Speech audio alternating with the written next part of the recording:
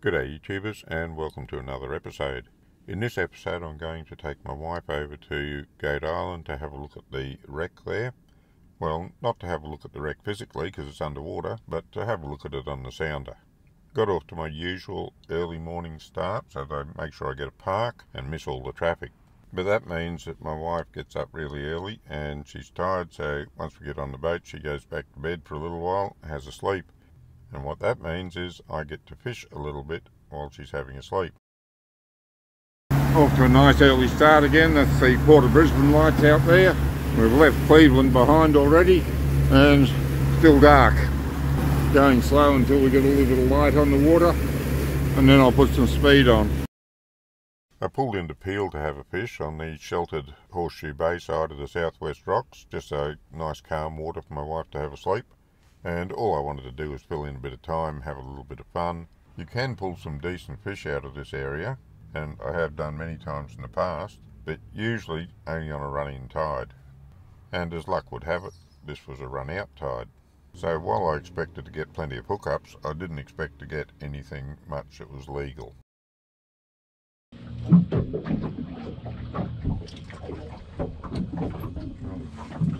First fish of the day, but a bit on the small side. There he is.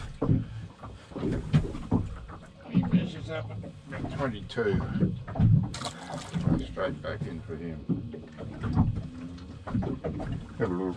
He had to go at that slimy bait I had, which was nearly as big as he was. And as I expected, once I got there and got the burley going, the bites came thick and fast, but they were mostly undersized. I did manage to set a new personal record though, or at least I'm pretty sure it's a new personal record, and that is I lost 19 rigs. I lost 3 of them to snags and 16 to bite-offs. I think the sea toads are thick down there, because while sea toads aren't the only thing that can bite you off, I don't know of too many other things that bite you off without actually moving the rod, or with very little movement in the rod. On a more positive note, I think the Furuno's AccuFish function is working well, because what I was pulling up that was over 40 centimetres is pretty much what it was telling me was down there. Just that they weren't a species I wanted, pulling up sharks, grinners, etc. But the size was in the ballpark of what AccuFish was telling me was down there, so I'll give it a tick on that basis. I just think I need Furuno to tell us what species it's seeing now, and that'd be perfect.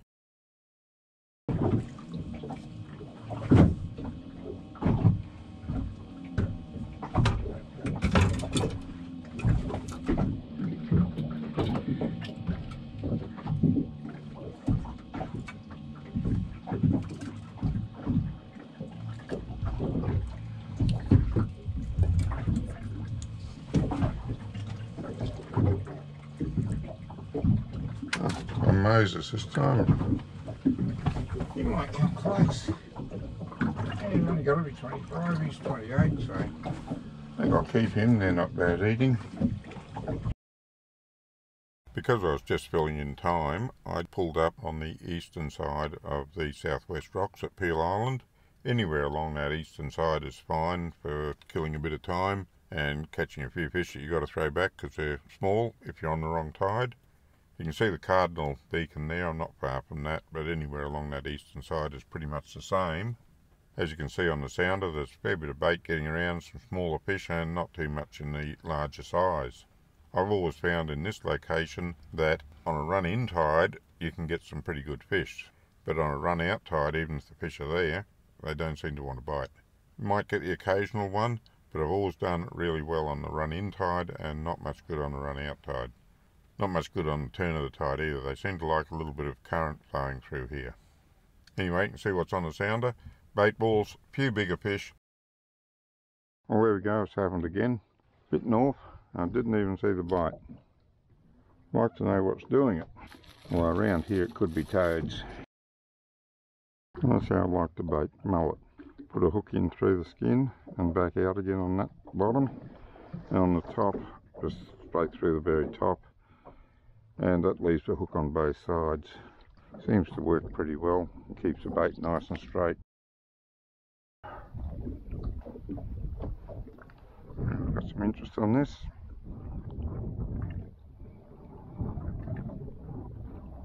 Yes, I got something on it.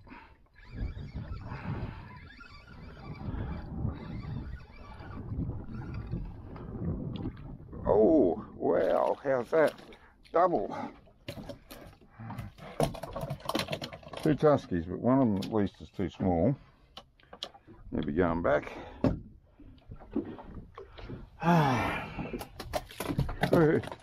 Hey, steady on, boys.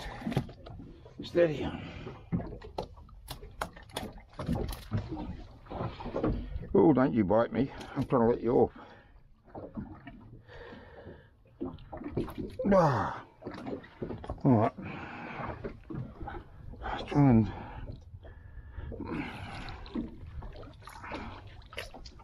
Should always use a wet rag if you've got to grab a fish, but I'm going to have to grab this bloke because he's not staying still enough for me. I'm going to end up with a hook in my hand if I don't. Okay, what was he? He was about 20. Way too small. He's okay.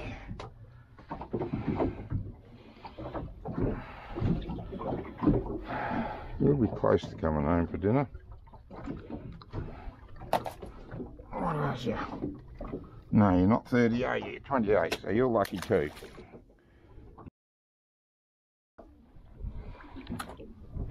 How are we heading here?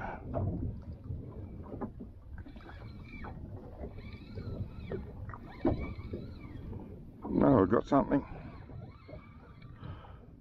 Not big.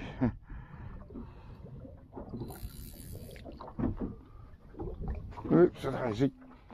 Something on that too.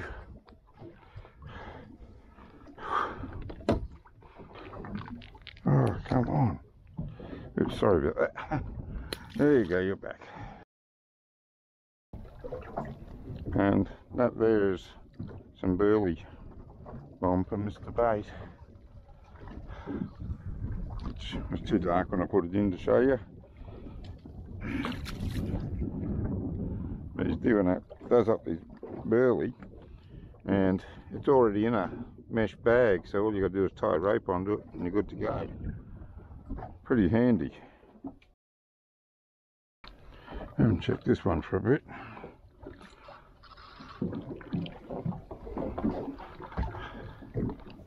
Oh, what's going on here?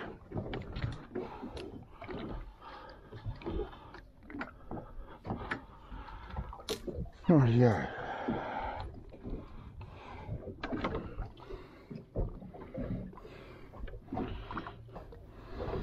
You're going to supplement my bait.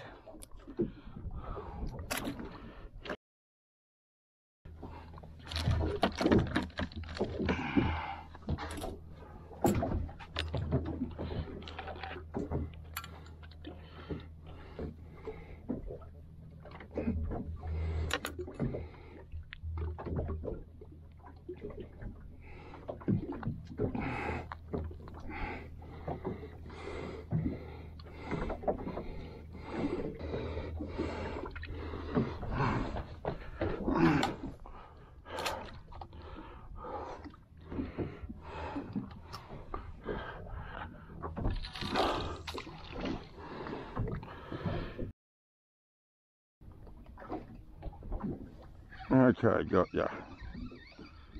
Did I? Thanks. Yeah, I did. Smally.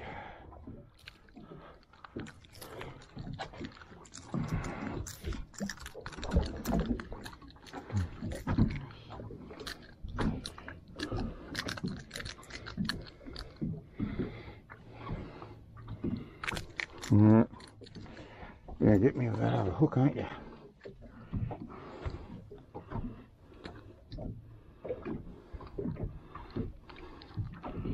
Often if you cover their eyes when you wrap a cloth around them, that'll quieten them down. Ooh, he went quick. Something on this one. And I got him too.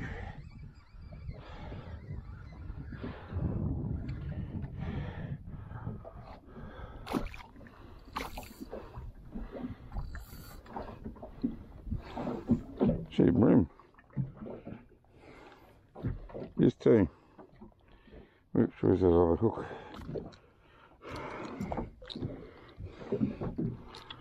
I don't want you getting me with that hook.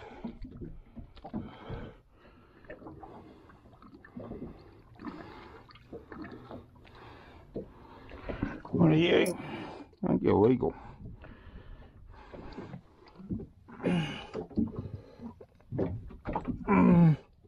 No, only just. Let you go back for another day.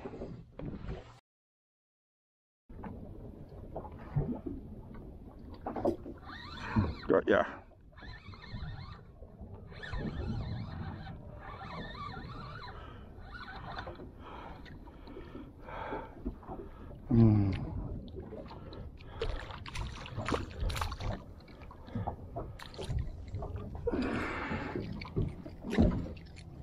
Another brim.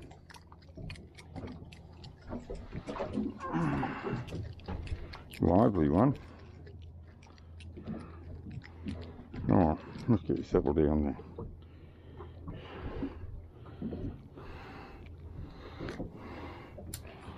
Yeah, another brim. He's smaller though, he's only just over 20. It's my lively. I think I better pull that in and see if I got something on him. I have.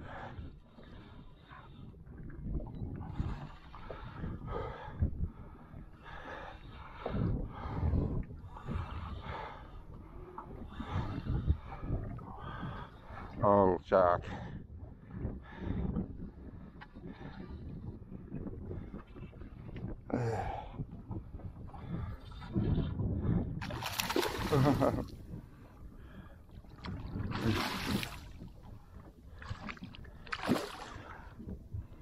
Alrighty. Take a minute. I'll get the net out for you.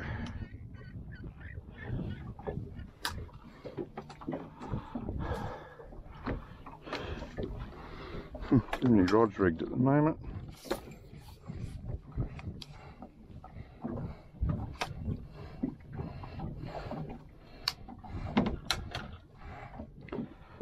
Okay.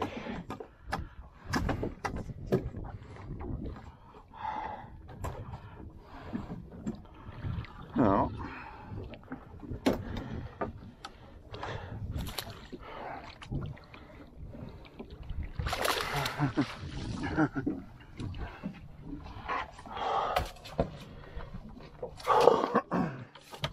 little black tip reef shark.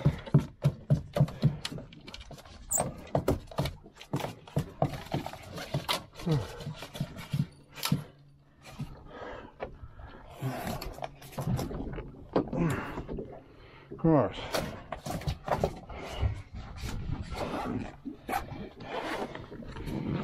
Some pliers to deal with you.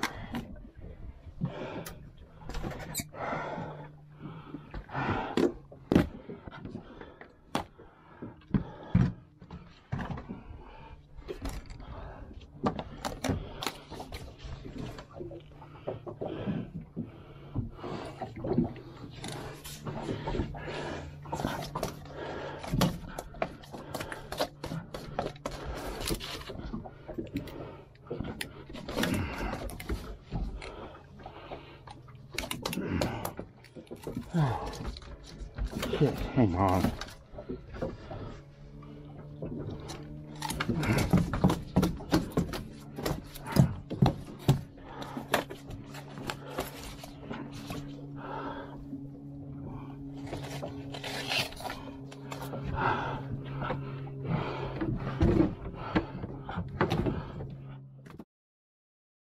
When I got home, I had a look through the video and I found these returns about 3 or 4 minutes before I caught the shark. As you can see, there's some larger fish down there. AccuFish tagged them at 75, something at 80 odd, and one just over a metre. I'm not sure exactly how accurate AccuFish is, but it seems to be getting pretty close because the shark I pulled up was just under a metre. Could be the same shark, can't tell for sure, but it is interesting that AccuFish tagged one there around a metre and I caught one around a metre. As I've mentioned before, I'm getting more and more impressed with this AccuFish. Oh shit, bitten off again. Crap. Yes, that's happening. Oh, what again? I don't believe it. How many times do I get bit off? And without seeing a bite.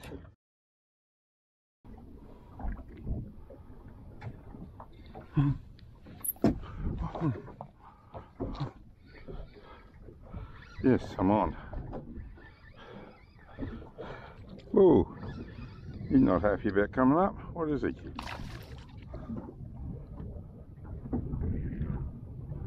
Oh, I think I'll bring him aboard.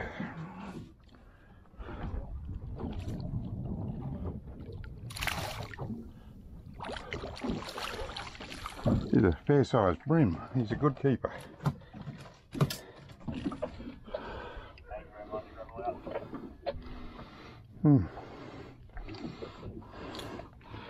You're a nice sized bream.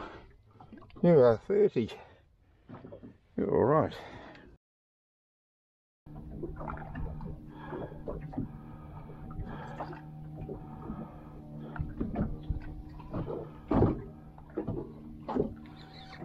Got ya. Oh, not a bad Moses by the looks of it. And you on board too.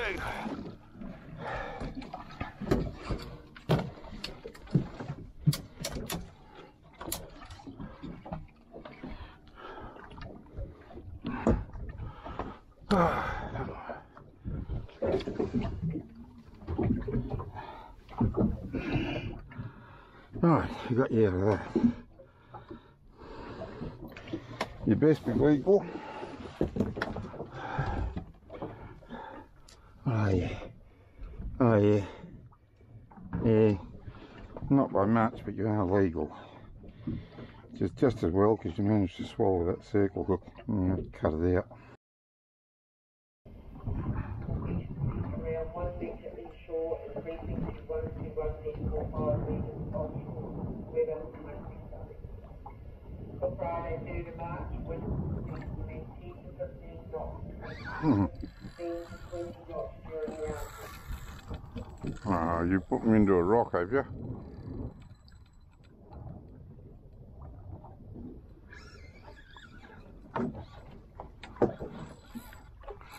Oh, yeah, got you off.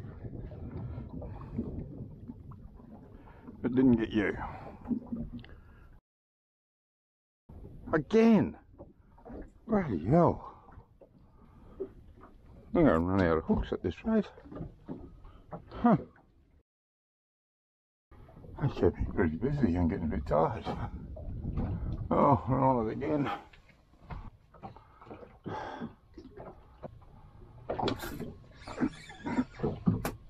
Ah, no, geez, I thought I had you. I got J hooks on here, so I got a strike. Oh, you come back. Ah, I got you this time.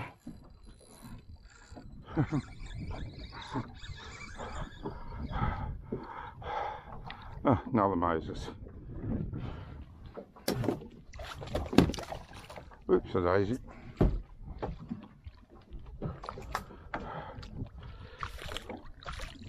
Not that big.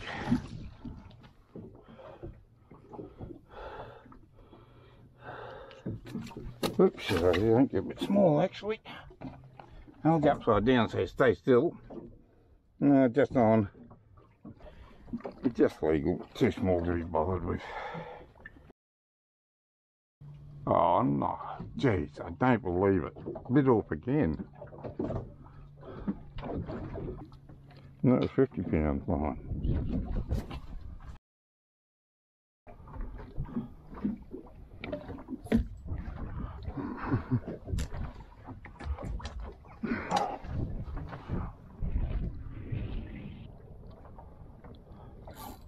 Okay, got you this time.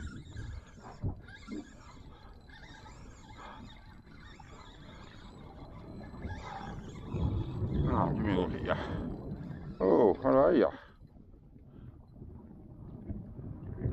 Bloody great grinner.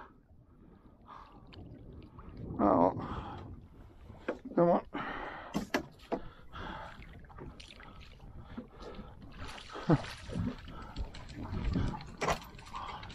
I rinse you up for burley.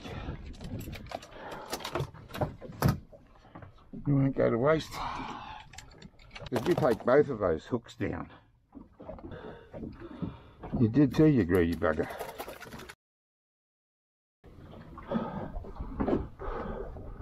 Oh, on the other one again.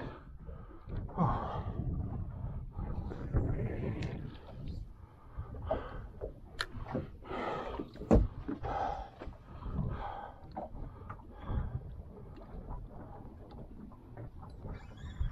Oh, I missed you.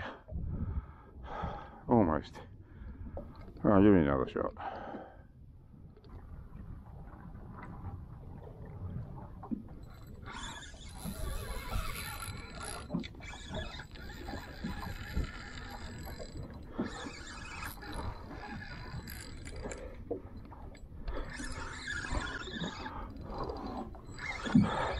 Oh, and that's what I wanted. Such, oh, eel. Bloody eel.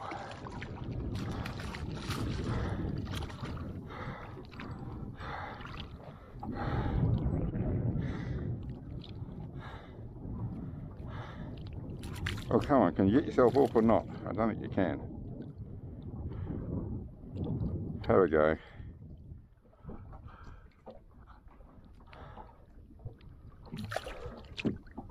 No, you can't, can you? Okay.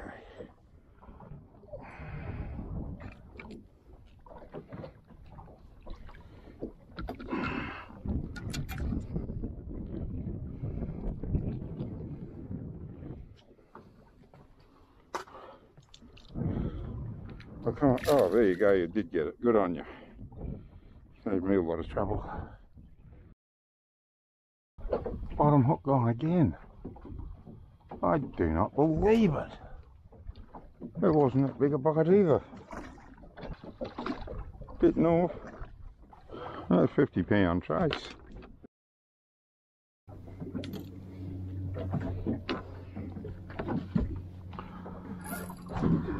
Okay. Now I got something. Oh, and it's worthwhile.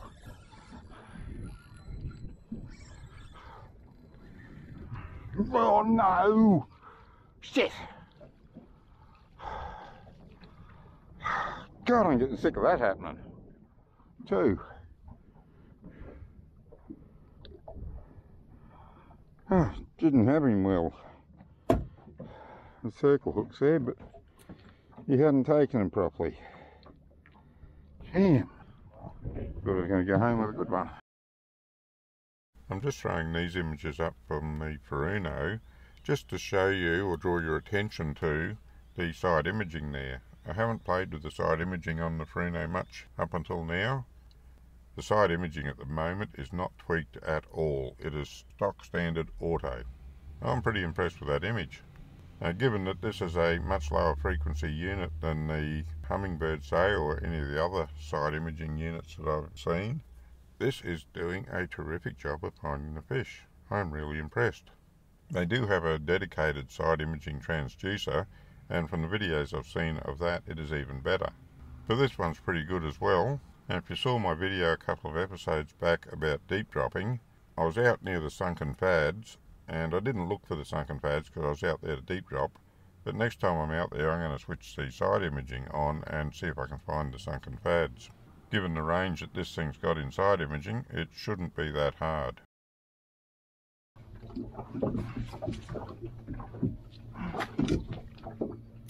Oh, jeez.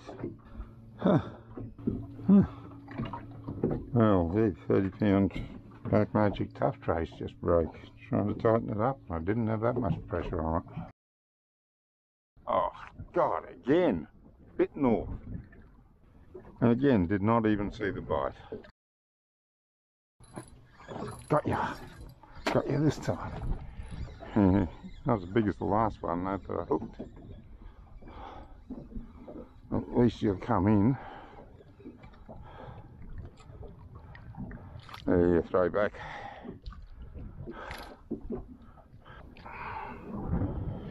There you go. Straight back in.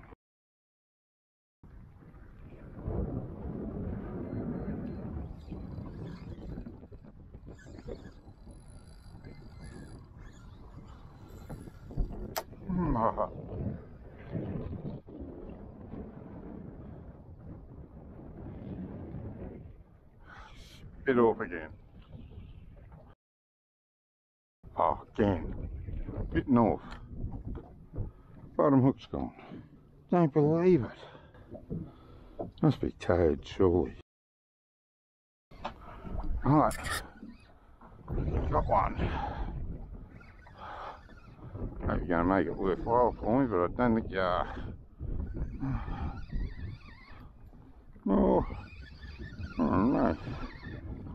Oh, yeah, putting out a little bit of a... another one of those bloody grinners. Alright, get you up to burley too then. You want to be like that? I only bought enough bait to cover the time that I expected my wife to be asleep. So once that was used up, she'd woken up and it was time to move on and have a look at the wreck over on Gate that we'd planned to. The sunken yacht just straight ahead of us. I'll go over that and see it on the sounder. Oh, how awful. How long has it been there? I don't know, I'm not sure. And this is a yacht wreck over near Goat Island. I did 2 passes over it from different directions. I'll show you what the yacht looks like on the Furuno first. As you can see, it's a bit of a blob down on the bottom, but the Furuno is picking up some fish around it, which is great. But unless you knew there was a yacht there, you could probably pick it's a boat, but not what sort of boat. And really, that doesn't matter in the slightest. You know the structure down there, you can see there's fish hanging around it, and that's all you really need to know if you're fishing. I had the video from the Furuno sounder, which showed it going through. I've only got a still from the Hummingbird, and this just highlights the difference in the picture quality between a very high frequency sonar transducer, which the Hummingbird has, and a lower frequency, which the Furuno has. They each have their strengths and weaknesses. The high frequency of the Hummingbird, and at the moment I've got it, the side imaging and down imaging is on their mega frequency, which is just over 1000 kilohertz, so 1 megahertz frequency, and that is giving almost picture-like quality to the image. However, that comes at a price. The higher the frequency, the shallower the water it can penetrate. So while the Furuno goes down to 300 meters, or close to it depending on water quality, the Hummingbird stops well before that. Most of the time I go offshore, I actually turn the Hummingbird off because the water's too deep for it to be of any use to me. I could use the 2D on it a little bit deeper, but I've got the Furuno. I prefer the big screen, so as I say, when the water gets too deep for the really good images that the Hummingbird can produce, I just turn it off and use the other sounder. And this is a wreck image coming across it from a different direction on the Furuno. As you can see, we're getting a much clearer picture that this is probably a boat now from this direction. So the lower frequency isn't that much of a disadvantage. If you take a few passes over a structure, you can get a fair idea of what it probably is. And in this case, passing over it lengthways gives a fairly clear indication of the bow and the stern of the boat.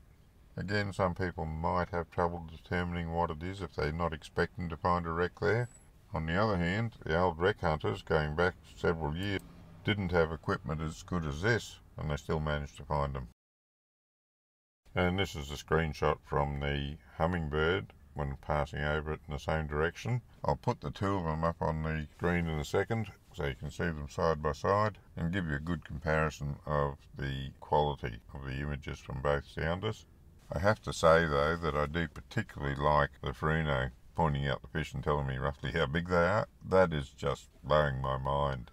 This isn't the only model of the Furuno that does that, by the way. You can get cheaper models that have AccuFish function. So if you like it, you can have a look around and see what you can find. But the more I use it, the more enamoured I am becoming of it. Little dinghy's having a hard time of it. The other side of the big boat.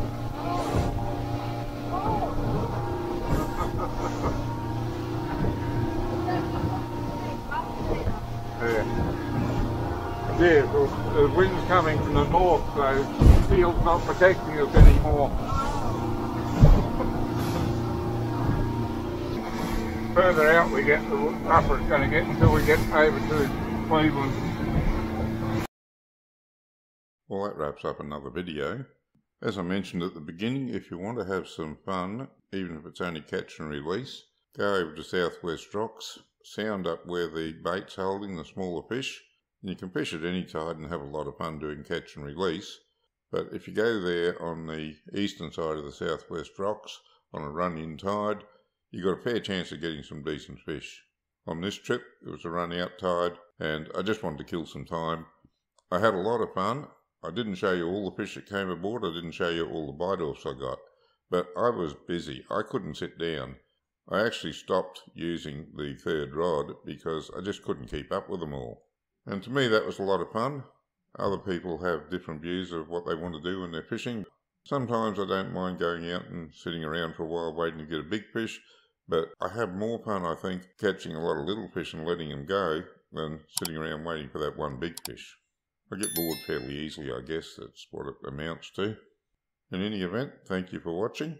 Until next time, good fishing.